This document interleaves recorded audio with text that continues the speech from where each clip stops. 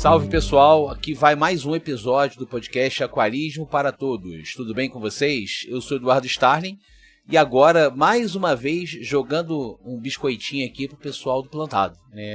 Assim, eu nem escondo de ninguém que eu gosto muito, que eu sempre procuro pegar um lado plantado, só que sempre achei que me faltava conhecimento e agora a gente está com um episódio aqui focado na vida das plantas. Eu vou esquecer os peixes por um momento, vou focar nas plantas.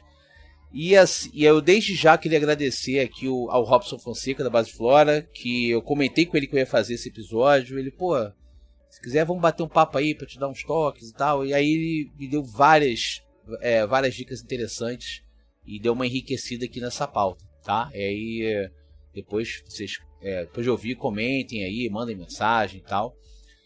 Aproveitando também para falar que já lançamos o nosso newsletter, tá? Eu falei isso há algum tempo atrás. Agora a newsletter saiu, o primeiro episódio, não, primeira postagem, né? Primeira newsletter mesmo saiu essa semana, tá? Eu tô gravando uma semana antes que vai entrar no ar esse episódio aqui que vocês estão ouvindo.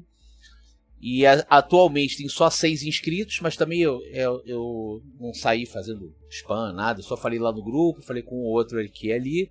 Então, assim, se vocês acham que essa newsletter traz uma boa experiência para o podcast, ou então traz algumas boas discussões, comentem com seus amigos aquaristas, dos grupos de aquarismo que vocês tenham. Fale aqui, que eu acho que é uma coisa interessante, é uma interlocução interessante, que é um pouco diferente de blog. Para ter blog, eu sou mais o Tô Aquariando do Carlos, que até estou terminando de escrever um post para ele. Eu até botei isso na newsletter, mas eu já vou adiantando. Estou terminando de escrever um post para ele lá. Mas isso aqui é uma outra coisa. Eu falar um pouco um papo estendido do que eu converso nos episódios. E uma outra coisa ali que eu acho relevante comentar, que é um outro toque que eu acho legal colocar, estou colocando nessa newsletter. O legal da newsletter, ela fica por enquanto no endereço aquarismoparatodos.substack.com. Vou botar o link aqui, vou botar no Linktree também, tá? Em breve eu vou ver se eu registro um domínio e aí vai ficar tudo no mesmo domínio, tanto o newsletter quanto o podcast, porque eu movi todo o áudio que eu estava botando no Spotify, eu movi para dentro do Substack, mas continua aparecendo no Spotify, assim espero, tá? Mas a central, a base mesmo vai ser o Substack e em breve vai ser o meu site ali onde eu concentro meu conteúdo. Não tem nenhuma pretensão de ser site de venda, não tem pretensão de ser blog, é só basicamente o podcast com a parte estendida que é o newsletter, tá? Por enquanto tá em aquarismoparatodos.substack.com. Vocês podem entrar lá, podem olhar a newsletter que eu postei, porque não é uma iniciativa paga, qualquer um pode ler, pode acessar. Se você assinar, além de eu ter estatística de você assinando, você recebe no teu e-mail a cada 2 semanas, sempre mandando quando não tem o podcast, tá? Vai sempre uma semana podcast, outra semana newsletter. Vai ser sempre assim alternado, tá? Então, fique à vontade, se quiser entrar lá, porque eu acho legal pra mim, assim, é legal vocês assinarem por lá e tal, pra ter uma estatística. Assim, o Substack tem a opção de plano pago, mas eu desde antemão já vou falar, não vou lançar plano pago, assim, eu não acho que, com tanto de conteúdo que tem, ainda que eu dê uma arrumada no conteúdo aqui e ali, tem muito conteúdo aí, eu não acho que eu tenho que cobrar conteúdo de aquarismo, tá? Por enquanto, essa não é a intenção aqui. A intenção é que o conteúdo seja gratuito, tá? Se um dia tiver alguma coisa que justifique, beleza, eu posso ter a newsletter de graça e alguma coisa específica para pagante, mas cara, eu não tenho nem isso no horizonte, não tenho menor ambição, tempo, pretensão, nada disso. Então fique à vontade, na hora que você for assinar, perguntar de plano, se você toparia um plano pago, pode pular, não toparia e segue, você vai receber do mesmo jeito, tá? As pessoas às vezes tomam um susto, mas é isso. No mais, eu quero continuar agradecendo a todo mundo aí pela parceria. Fico muito feliz quando vem os depoimentos das pessoas que estão conseguindo deslanchar no aquarismo, graças ao que eu tenho colocado aqui, sinal de que está servindo para alguma coisa. Quero continuar ajudando a comunidade aí, tentar botar a coisa de forma mais mastigada, de forma mais real, né? Não só como eu botei nessa newsletter, não só caminho feliz, mas mostrar um pouco as derrotas também, né? apesar de ter Instagram que gosta de entrar nas minhas derrotas lá pra ficar comentando, ei amigão, me ajuda aí, pô, você quer vir aqui na loja, pô, teu cara tá feio, enfim. Não vão ouvir aqui porque eles não escutam o podcast, eles só entram no Instagram pra ficar botando pilha. Mas assim, eu falo caminho infeliz também porque a gente tem que aprender junto, né? Todo mundo passa por perrengue no aquarismo, do mais experiente ao iniciante, todo mundo passa por perrengue, tá? É isso, gente. Sem mais delongas aqui, eu vou passar aqui pra pauta. Tem bastante coisa pra falar. Ficou uma pauta muito bacana mesmo, muito bacana, tá? Espero que vocês gostem e depois mandem feedback pra mim. Um grande abraço e vamos pra pauta.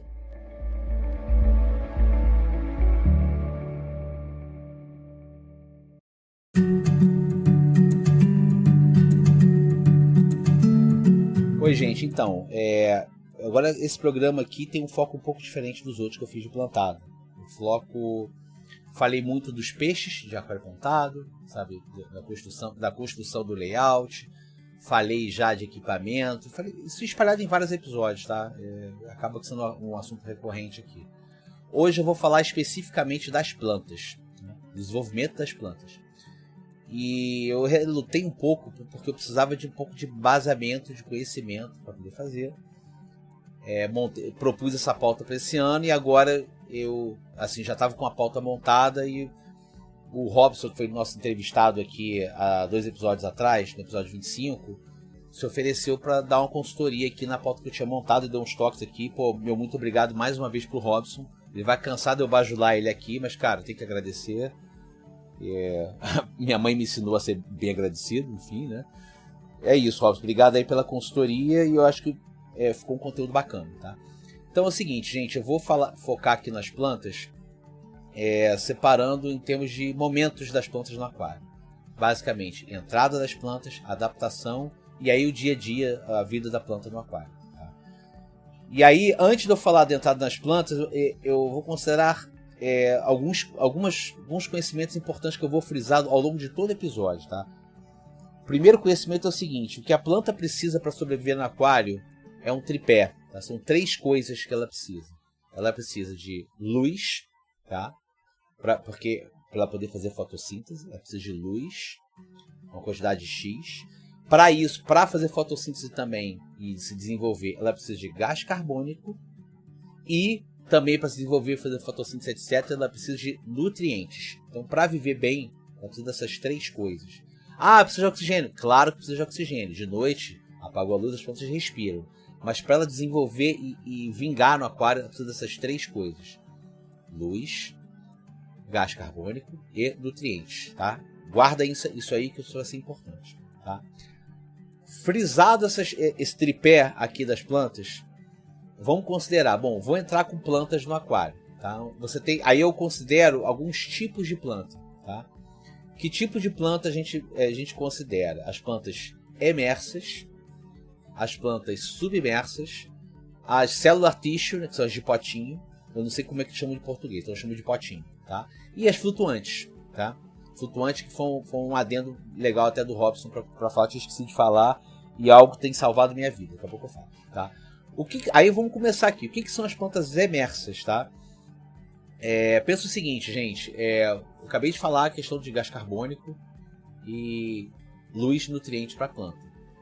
Pensa como que o produtor de larga escala, como que é o custo e o cuidado para o cara fazer uma criação extensiva de planta com injeção de gás carbônico, luz forte, etc e tal, tá? É uma bomba e tal. Só que pensa que algumas das plantas que a gente usa em aquário, elas sobrevivem fora d'água também, que é a forma emersa, tá?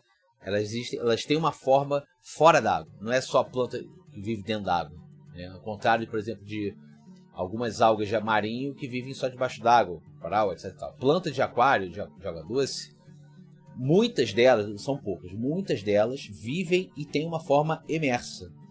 Logo, o que acaba sendo mais produtivo para a galera que fornece para a loja, etc e tal? Eles fazem, pensa o seguinte, luz, você não precisa de uma iluminação especial, você usa o sol, Luz do sol, você só controla quanto que bate de sol para também não fritar as plantas. Você tem luz do sol. No ar, o gás carbônico é muito mais rico de gás carbônico. O ar é muito mais rico de gás carbônico do que a água. Então você usa o ar. Você só precisa ter um lugar úmido para poder fixar raiz, etc e tal, e manter uma estufa bastante úmida para ela não ressecar, ela poder ter uma forma ali. Então assim, os caras fazem uma estufa, ela vive fora d'água, mas com bastante umidade e tal, mas com sol e no ar que as plantas crescem e tal. A maior parte do pessoal das fazendas aí que cultivam planta para aquário, de forma imersa, tudo assim, né? E aí essas plantas chegam... como é que é o trâmite disso? O pessoal vai, separa, manda pro lojista. Quando chega no lojista, o lojista mete no aquário. Aí eu não sei se alguém deixa fora d'água, tá? Mas eu acredito que deva ter, mas os que eu conheço botem no aquário, um aquário de vitrine, e aí você vai lá comprar a planta e tal. E aí você vê que os lojistas, de modo geral, recebem planta praticamente toda semana, tá? Porque existe toda a saída e tal e coisa. Tem a planta lá exposta. E aí, nesse meio tempo, ela vai para o teu aquário e aí você vai ter uma transição dela para a fase submersa, que eu vou explicar na etapa de adaptação. Mas tem esses tipos de plantas, as plantas emersas, tá? Que tem um determinado cuidado que eu vou falar depois. Tem um outro tipo de planta que são as submersas, tá? As submersas são plantas que elas não vivem fora d'água, vivem só dentro d'água. E aí você tem que ter o cuidado na loja de comprar uma... tem que ver se não tem alga, se não tem ovo de caramujo, esse tipo de coisa. E na hora que ela foi pro teu aquário, observar a adaptação dela, etc e tal. E aí, aquele cuidado de jardinagem mesmo, fazer podas quando necessário e tal, para poder crescer. E aí tem o terceiro tipo, que era o terceiro tipo que eu falei, que é a cellular tissue, que são as plantas de potinho. Que são plantas que são literalmente cultivadas no laboratório. Eles cultivam ela desde o celular, né? Os células da planta, cultivo no ambiente estéril, e aí vem aquela mudinha ali no gel para você, e é uma planta que está pronta, tem um puta potencial de crescimento, está pronta para crescer. É uma planta que não vem nenhum esporo de alga, e não vem ovo de caramujo, nada. Ela vem uma planta virgenzinha para você plantar no aquário. Só que geralmente não é uma planta formada, é uma planta pequenininha, jovenzinha. Então para você colocar no aquário já montado, você corre o risco ali de demorar a desenvolver, se você não tiver CO2 e tal e coisa. Corre o risco de um peixe comer, etc e tal. Então, normalmente eu aconselho a ir para essa planta quem está montando o aquário. Se for fazer dry start, melhor ainda, né? Porque aí você vai usar todo o potencial da planta ali. Tá? Aí vai ser um espetáculo, tá? E tem o quarto tipo, que é a flutuante. A flutuante tem uma grande vantagem em relação às outras. É aquilo que eu estava falando da forma imersa. A flutuante tem toda a radiação disponível para ela, mas aí no caso da tua luminária, não sei que você tem a luz do sol e tal, mas no caso da tua luminária, você não tem a coluna d'água ali para refratar essa luz, para diminuir a radiação, ela pega a reação full ali da luminária. Ela tem todo o CO2 do ar disponível, ela só precisa basicamente do nutriente, então ela mete o raizão dentro da água e vai absorver nutrientes do seu aquário. E cara, isso para determinadas características de aquário é uma mão na roda, porque é um senhor filtro de matéria orgânica. Eu que o diga que tem um aquário que é superpovoado, eu assumo, o aquário tem mais peixe do que eu poderia, e eu convivo com isso, tendo mais trabalho de manejo, fazendo mais troca de água, eu tenho um dobro de filtragem do que eu preciso, porque é uma condição que eu quis bancar, né? Que isso também é um dogma de aquarismo, mas abafa o caso, né? Então, assim, aqui em casa, o que salvou minha vida de manter as plantas relativamente saudáveis e o sistema saudável sem ter matéria orgânica demais é ter sempre planta flutuante. Atualmente eu tenho aqui lentilha d'água, né, que o gringo chama de duckweed, e às vezes eu tive salvine aqui também. Salvine, eu esqueci o nome em português, acho que salvine é o nome do gênero, tá? E cara, é uma mão na roda, cara, isso pra mim é uma mão na roda. E eu começo a já ver mais comum nas lojas. Quando eu era mais novo, não era muito fácil de achar flutuante, não. Hoje em dia é mais fácil. E que esse lance flutuante é super tranquilo. Acho que a única que é mais chato de você ter em aquário é a alface d'água. Primeiro que ela tem a raiz muito comprida, e segundo que ela precisa de muito mais luz. Ela tende a ficar amarelada se não tiver muita luz. Tá? Mas eu não tenho experiência com ela, não. Isso é só o que eu sei de ler e de ver. Tá? Mas são basicamente esses quatro tipos de plantas, né? Então beleza, você colocou a planta no teu aquário, ciclado ou não ciclado, vamos para a adaptação das plantas. Qual que é o principal cuidado? O principal cuidado é com as plantas emersas, tá? As plantas emersas, quando você coloca no ambiente inundado do seu aquário, a planta que você comprou na loja muitas vezes, ela vai passar por uma adaptação, ela vai se adaptar a viver debaixo d'água. Ou seja, ela vai mudar para a forma submersa dela. E essa forma submersa para algumas plantas é bem diferente da forma emersa. Exemplo, a Higrophylla disformes, que é bem diferente, algumas rotalas são bem diferentes, e a samambaia d'água, acho que é Ceratopteris, não tenho certeza. Também é bem diferente a forma submersa dela. E você vai ver ao longo do tempo que ela vai murchando, vai ficando preta e começa a brotar a folha, uma folha diferente, e começa a crescer uma folha diferente. Ela está fazendo essa transição para a forma submersa. Os principais cuidados aqui é você manter aquele tripé ali para a planta. Você luz, gás carbônico e nutrientes. Sendo que, no caso de luz, eu tendo aqui em casa, especialmente quando eu coloco planta nova, a dar uma diminuída. Porque a galera, tem muita gente que tem um impulso de botar 10, 12 horas de luz por dia. Só que se você botar esse bando de luz, você está dando luz também para as algas. E aí você possibilita que a alga ganhe a briga por nutrientes das plantas, porque ela vai ficar se multiplicando indefinidamente. A planta tem um estágio ali durante o dia, de acordo com o gás carbônico e tal.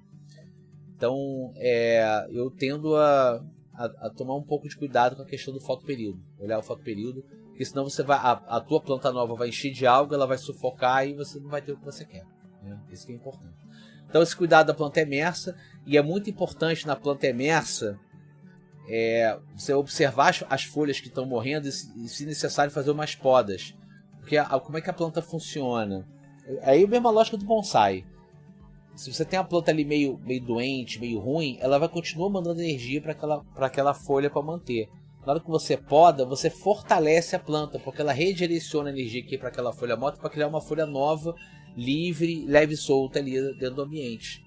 Então é importante você fazer umas podas de vez em quando, né, nessas plantas, nessa fase de transição, e observar bem se ela está adaptada ao lugar que você colocou. Às vezes você precisa replantar isso aí para uma determinada condição, de mais ou menos luz, por exemplo, questão de nutrientes.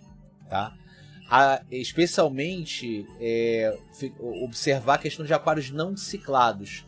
Você está começando um aquário novo, tacou as plantas lá dentro, cara, aí preste atenção na questão dos nutrientes, que eu vou falar na manutenção mais detalhado, mas se tem nutriente para a planta, seja de substrato, seja de coluna d'água, tá? Ou os dois. Tá? Aquário ciclado já é mais a questão de equilibrar os nutrientes que tem disponíveis ali. Tá? Agora, uma vez adaptada a planta, aí entra para a fase de manutenção do aquário, que é o dia a dia do aquário. Tá?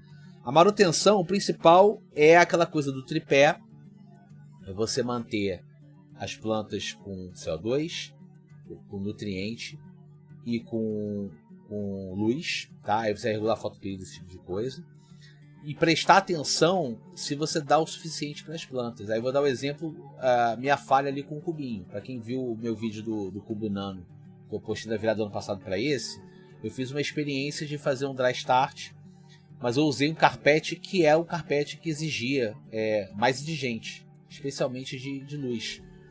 Ele na forma emersa, quando estava o cubinho botando spray todo dia, iluminando direitinho, na forma emersa, ele estava até espalhando, não tão rápido, mas estava se espalhando.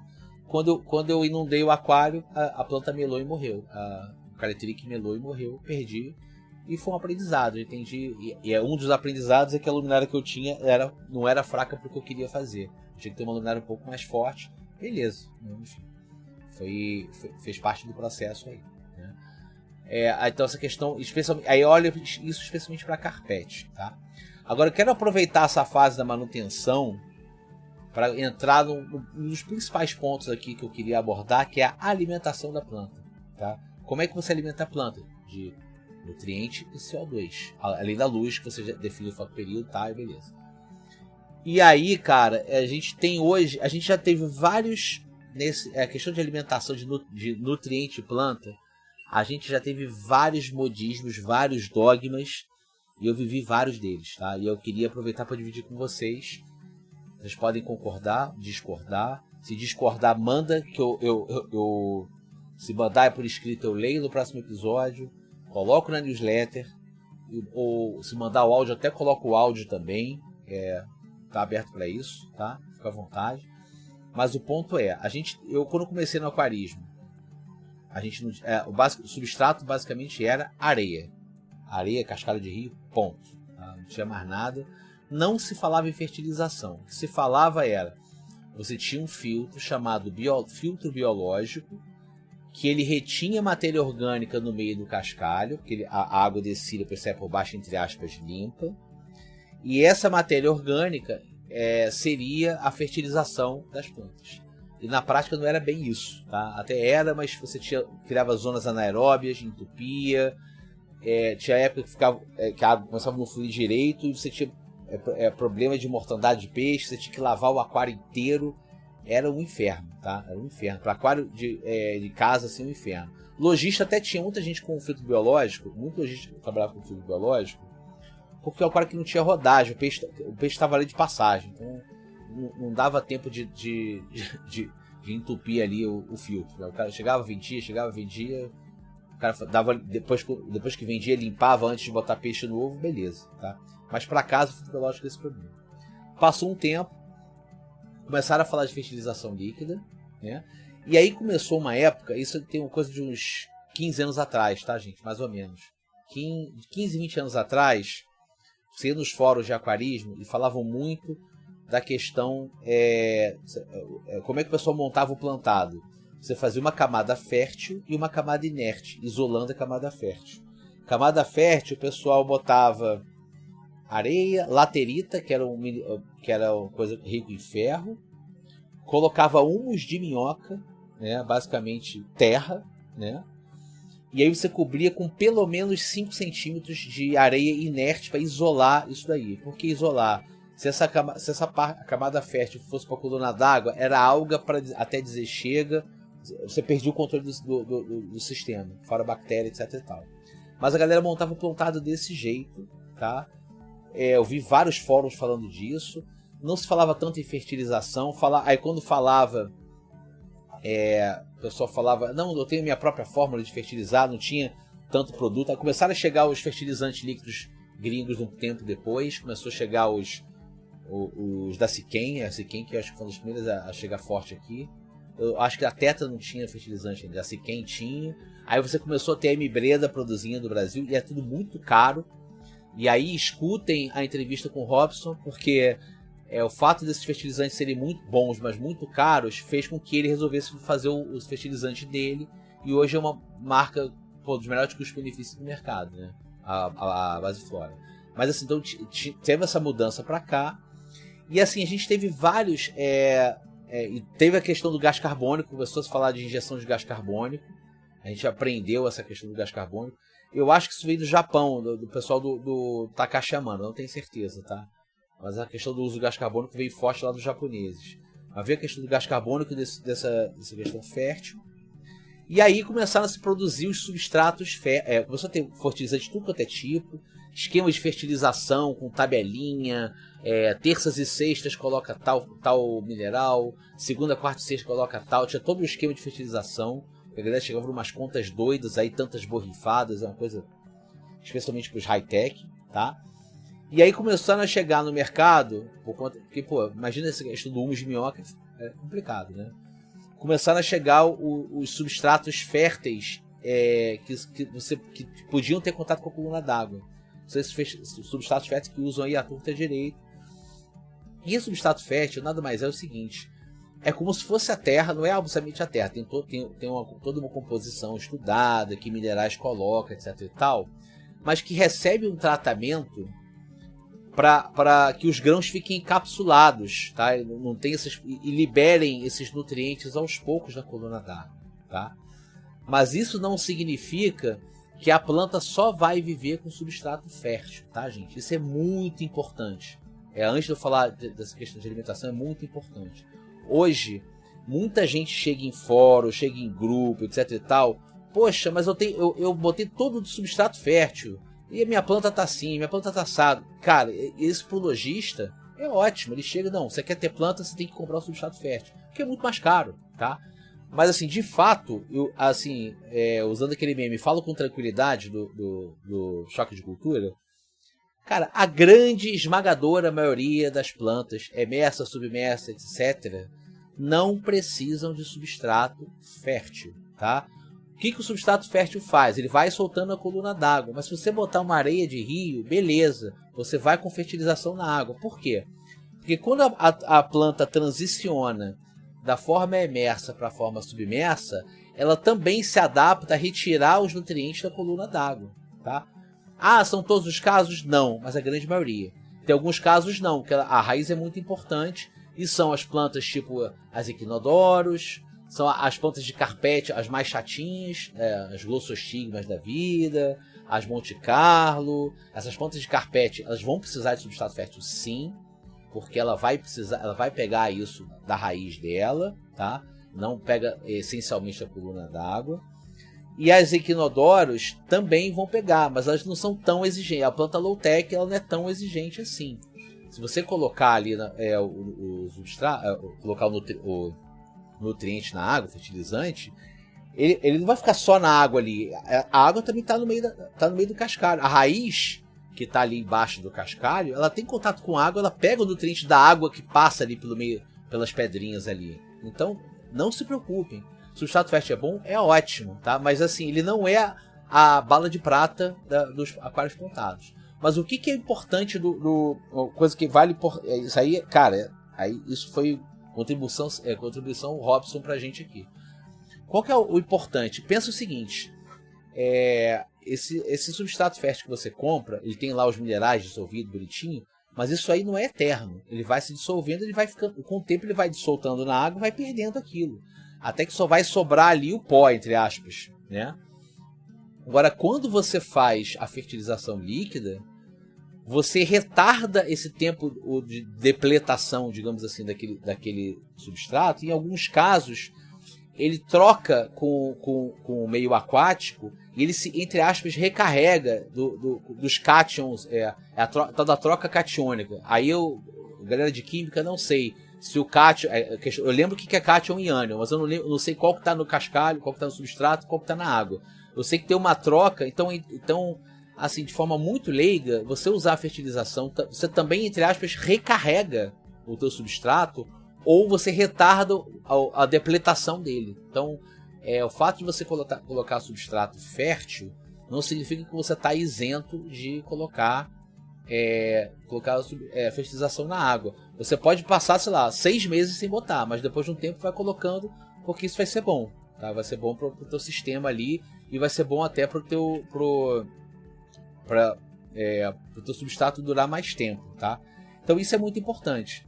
Outra coisa que é muito importante é o seguinte: algumas plantas precisam de CO2 mais forte do que outra. Mas assim, isso não significa que, beleza, não tem CO2, a planta tá vou tacar a planta, essa planta não precisa de CO2. Gente, toda planta precisa de CO2. É que umas precisam de mais CO2 e umas precisam de menos CO2. As low-tech são as plantas que precisam de menos CO2. Algum CO2 que tem disponível ali na água, ela se vira. Ela vive ou sobrevive, tá? Mas se você meter um CO2 ali, mesmo para low-tech, ela vai bombar. Ela vai crescer, beleza. Só que é o seguinte, lembra que eu falei do tripé? Se eu estou colocando mais CO2 na água, eu estou colocando mais planta, mais luz também, logo elas vão crescer mais rápido, mas vão absorver nutrientes mais rápido. Então você tem que ficar mais atento à fertilização, porque ela vai esgotar mais rápido os nutrientes da coluna d'água, que você vai ter que colocar com mais frequência. Tá? Isso é um dos motivos, por exemplo, de eu não ter tentado ir no high-tech. Não foi só pelo custo do sistema de CO2. É porque eu tenho que ser o louco dos fertilizantes aqui. Eu ia ter que ficar que nem um maluco aqui. E hoje em dia está muito confortável para mim fazer fertilização a cada TPA. Tá ótimo. Para mim, a cada TPA eu coloco lá tampinha de NPK, tampinha de micronutrientes e um pouquinho de potássio ali, que foi uma dica boa ali que a gente teve. Para mim, desse ponto tá ótimo. Ainda não usei os outros. Aí eu tenho os outros fertilizantes aqui, ainda não usei. Mas para mim tá ótimo. Mas quando você coloca mais, isso é uma coisa importante pra galera que pensa no high. Não, eu quero ter um high-tech. High-tech você vai, não à toa, o George Farmer fala que ele não chama de high technology, de high energy. Porque tem gente que acha que você comprou a luminária cara, então ele é high-tech, porque a luminária tem Bluetooth. Ela não é high-tech porque tem Bluetooth, ele é high-tech porque você coloca muita tecnologia para poder a planta crescer mais rápido, etc e tal. Eu já vi, e por incrível que pareça, eu já vi isso em fórum, tá? Em grupo. O cara falando assim, pô, eu comprei uma luminária com Bluetooth, logo uma luminária high-tech. Não, você pode ter uma luminária com Bluetooth, com Wi-Fi, te manda e-mail, escambau, mas não entrega energia suficiente para tua planta. Então, tem que tomar cuidado com isso também, tá? Então esse é o ponto, sabe? Você cuidar do tripé. Se você vai ter uma low-tech, você sabe que ela vai ter um ritmo mais lento de crescimento, e aí você vai precisar dar menos atenção frequente a essa questão de luz, de gás carbônico, mas você tem que dar atenção do mesmo jeito. Agora, se você vai colocar CO2, vai colocar uma luz forte, então sabe que você tem que prestar mais atenção para a questão das necessidades da terceira perna da história, que são os nutrientes. E outro ponto também, frisando, repetindo, o substrato fértil não é bala de prata. Ele é muito bom, mas não é 100%. Você tem que prestar atenção também em fertilização líquida. E assim, pode demorar um tempo para precisar usar, mas você vai acabar tendo que usar e tudo bem. E aí vai ser de acordo com o regime que você tem ali.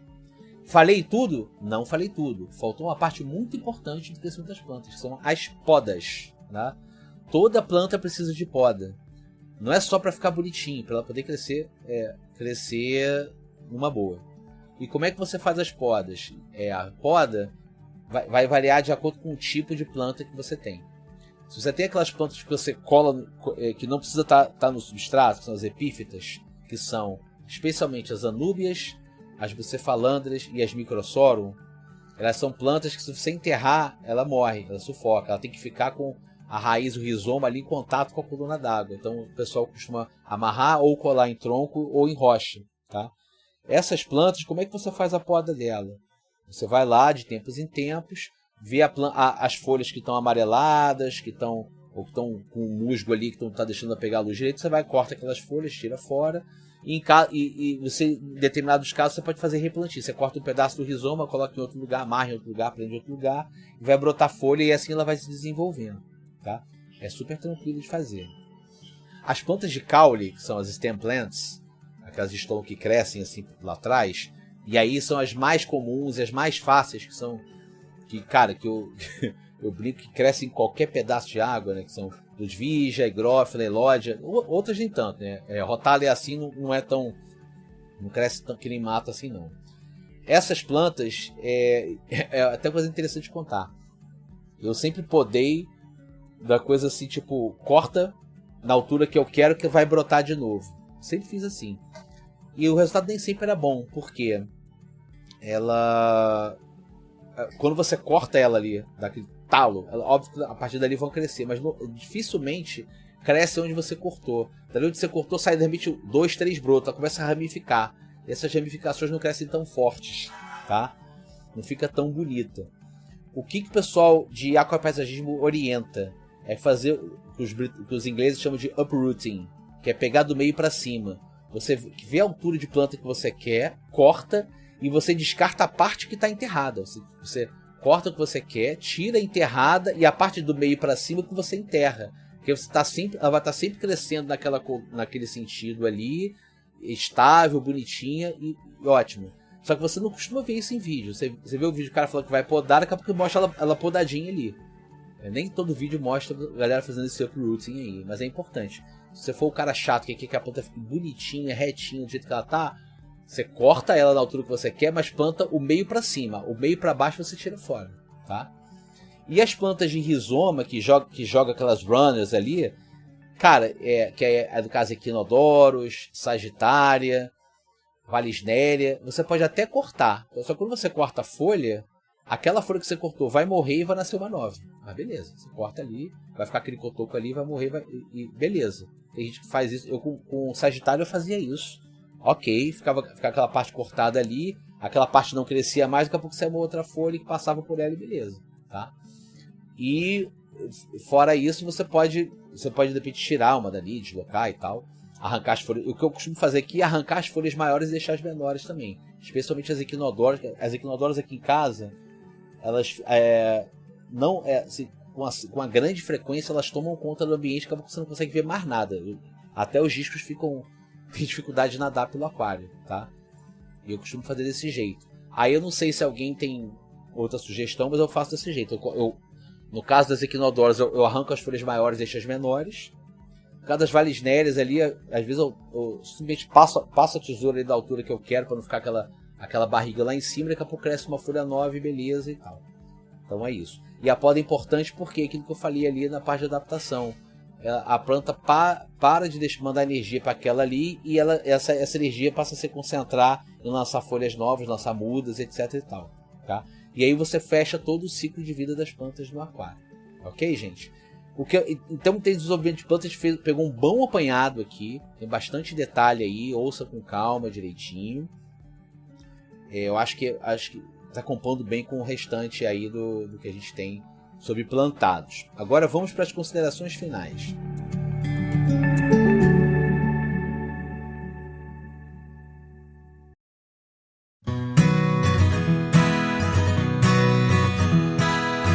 Pessoal, esse episódio ficou bem bacana, ficou melhor do que eu imaginava, na verdade. Teve essa enriquecida que o Robson deu pra gente aí, alguns pontos importantes para abordar, que eu acho que ficou bem legal, especialmente a questão do substrato fértil, que é a biquipala de prata, e que assim, é para usar, mas ele não é a única coisa que você tem que complementar dependendo do caso. Tem muita gente que me pergunta coisa de plantado. Eu acho que aqui a gente consegue amarrar várias coisas. Eu não falei especificamente de high-tech e low-tech, mas eu tangenciei. Eu acho que eu já falei isso em outros episódios também. Espero que vocês tenham gostado. Se quiser fazer algum tipo de pergunta, tirar alguma dúvida, fazer algum adendo, manda para mim por e-mail ou manda no grupo do WhatsApp se você estiver no grupo. E aí a gente coloca aqui no programa conforme for, tá?